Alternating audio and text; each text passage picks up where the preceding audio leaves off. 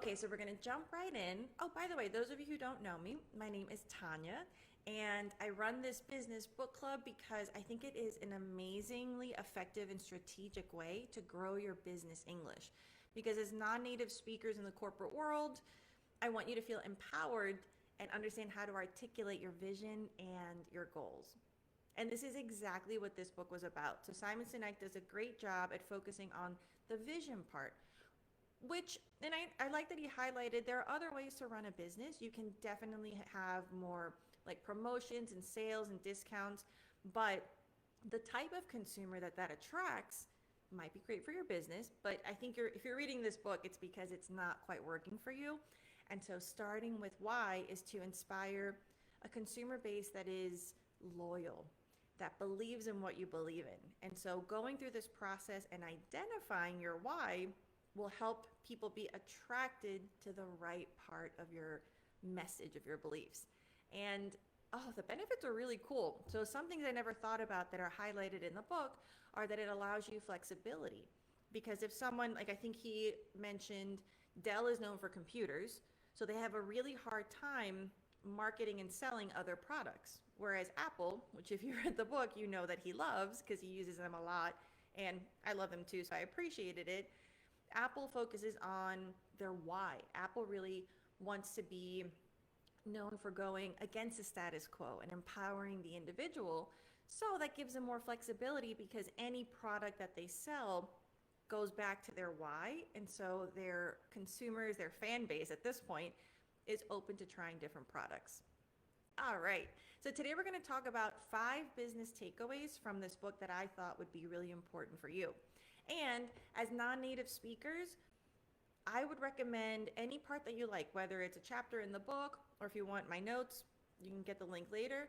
Read it out loud because a lot of times you can think about these concepts, but you might have a hard time in a meeting or during a pitch articulating them and saying them out loud. So reading my notes or reading the book out loud will really help you hear yourself use these words in like the right context and the right grammatical structure. Okay, so the first thing is checking out my notes. By the way, if you have any questions, feel free to say hi in the comments or let me know what your favorite part was. Okay, so one of the first examples that really stood out to me, again, Apple, was when Apple released their iPod. It actually was not the first on the market. There was another company called Creative who had an MP3 player. But the difference is they marketed their MP3 player as a 5 gigabyte MP3 player. The what? Apple came in, however, like a year or two later with a product that was not as good at the time, from my understanding, and marketed as 1,000 songs in your pocket. And obviously they did a lot better because starting with why, that they want to empower the individual, and by being able to use that to focus their marketing appropriately, what they provide with this is an experience. Apple is freedom. You can listen to this music, create your own experience on the go. So this is where it really impacts your language. So as a non-native speaker, whether you're in marketing, you're a business owner, or whatever you're using this book to benefit you, this will inspire you. I hope that it's not about high-level English. The good news is a lot of the words being used, especially in marketing, are relatively simple. But it's strategic English, and this will help you. Oh, it's just a game changer. Honestly, your stories will be better, the way that you share information will be better, and this book really helps you with crafting your message. Okay, so that was one example.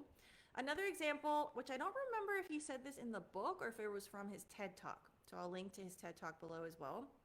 But he mentioned that even when you're talking about speeches, whether you're in politics or you are a social activist, he references Martin Luther King's speech, "I Have a Dream." And I remember him saying, notice that he didn't say, "I have a plan." "I have a dream" is emotional. It evokes change. "I have a plan" is the what. So these are ways that you can see these huge companies, these amazingly influential people apply these strategies, and I hope that you feel inspired as well. Okay, so for the 5 business takeaways, the first one is what we mentioned earlier, that it helps you become less dependent on promotions because the why inspires loyalty. People want to belong. So if you create a message that attracts people because they believe in you, because they understand what you stand for, those people are going to go to you whether or not you're less expensive than someone else.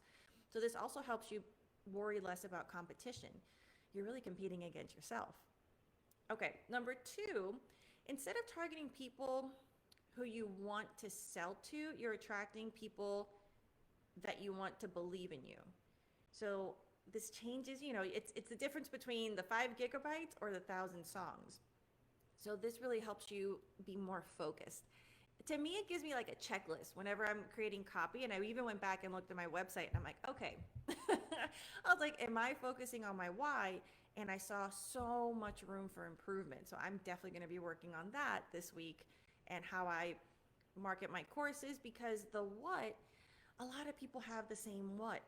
The why is unique to your story. All right, number 3, speaking about competition, is focusing on the what means you're competing against all the other whats.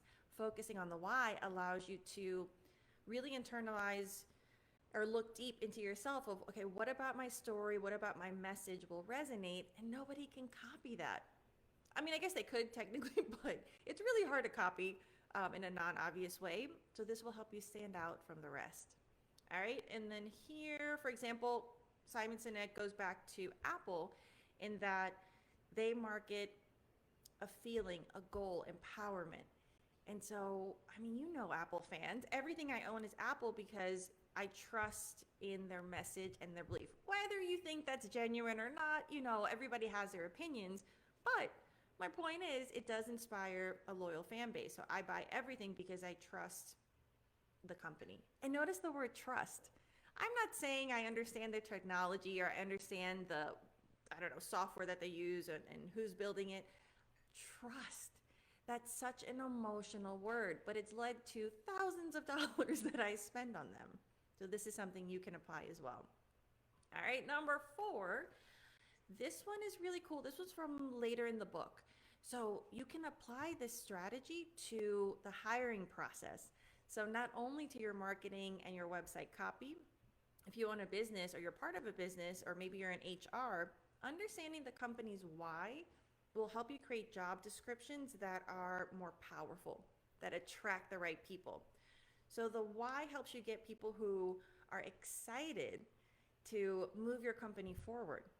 The what gets you people who know they can do the logistics of the job. There's nothing wrong with that. But imagine the quality of people for someone who is so eager to go to work and help your company grow versus someone who is showing up to work because they want the paycheck and they can do XYZ. So this depends on you. If you just need XYZ, great. But if you're looking to have not higher quality, but a different kind of employee, then this is something you can definitely go through your job descriptions before you post them, or even if you've already posted them, and put yourself in their shoes. Is that person going to be excited about your job description? What words can you add? How can you craft your message so that you are attracting the right people for your company? All right, and number 5, you need both a why and a how person. And this is pretty cool because it really makes you think about your strengths and it doesn't make you feel like you have a weakness. So not everybody's a why person. You can definitely go through the golden circle process that he outlines in the book, and that'll help you.